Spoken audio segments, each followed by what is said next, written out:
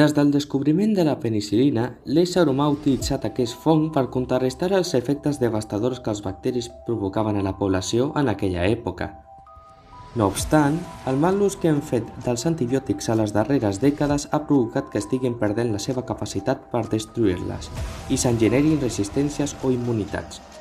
Són els anomenats superbacteris, que es remunten fa més de 450 milions d'anys, coneguts com enterococs.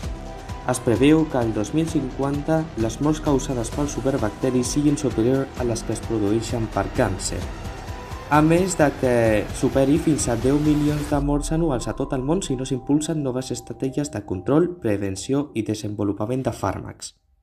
Com a resposta a aquest problema, hi ha una alternativa que pot posar fi parcialment a aquest problema, els bacteriòfags.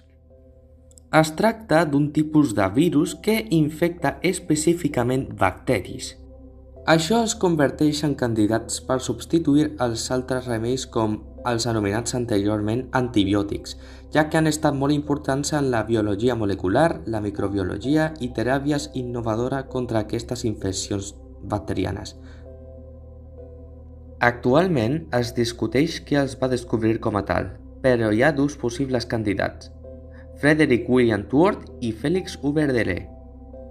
Frederick va néixer el 1877 a Camberley, Surrey, Anglaterra.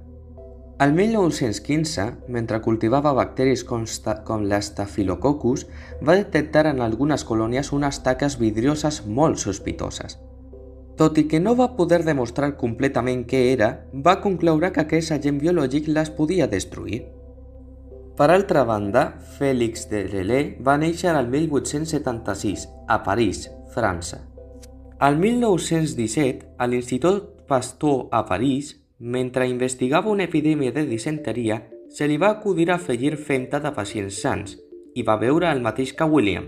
Ell sí va tenir l'oportunitat de demostrar-ho i es va emportar el reconeixement.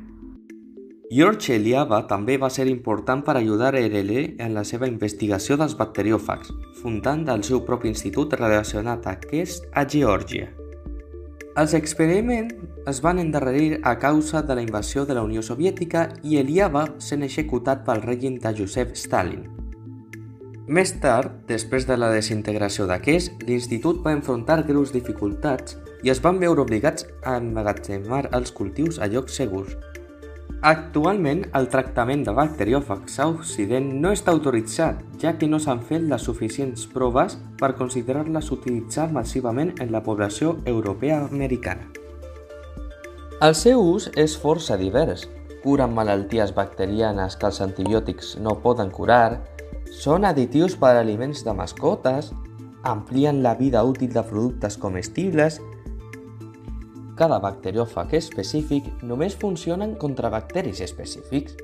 Quan un troba la seva víctima, es fixa a la paret cel·lular, la penetra i introdueix l'ADN, destruint la capacitat del bacteri per funcionar o duplicar-se. Dins d'aquesta es generen nous bacteriòfags. Aquestes còpies alliberen endolocina, fent que el bacteri eventualment mori, alliberant-les i repetint el cicle.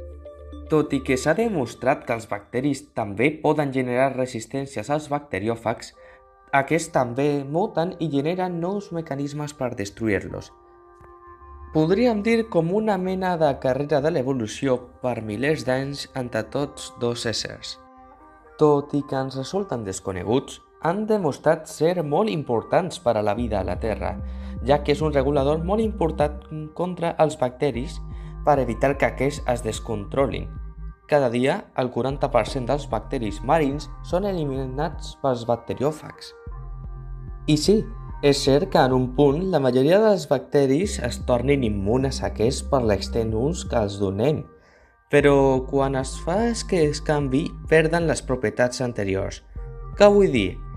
Que si els bacteris generen resistència contra els bacteriòfags, llavors renunciaran a la seva resistència als antibiòtics, tornant-los vulnerables a aquests novament.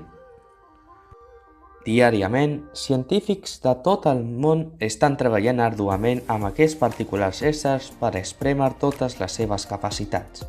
Cregueu o no, cada vegada estem més a prop de crear una alternativa que pugui salvar milions de vides.